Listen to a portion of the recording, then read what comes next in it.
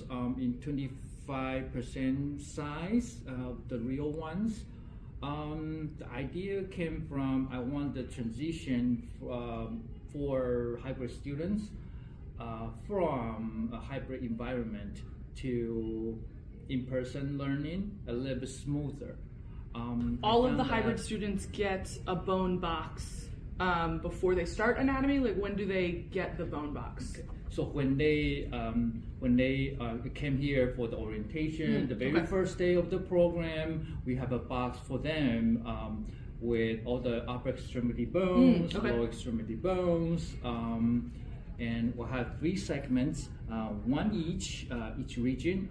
We have cervical, thoracic, and lumbar region. So 3 segments for the spine. This is going through their learning management system, Canvas, and then they get into the course and they go to our discussion board that they click on, and that brings them to our app. The students log into it, and once they log in, they can put in any questions they want.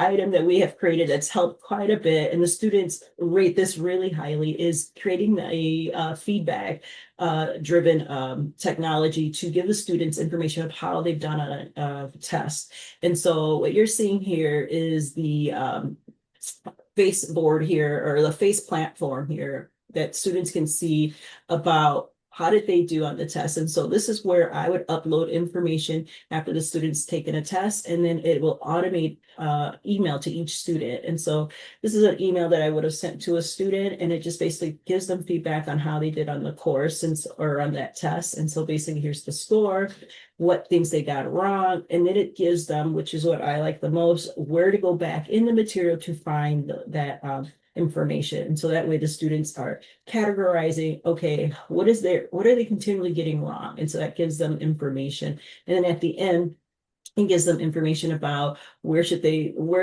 focus their most effort.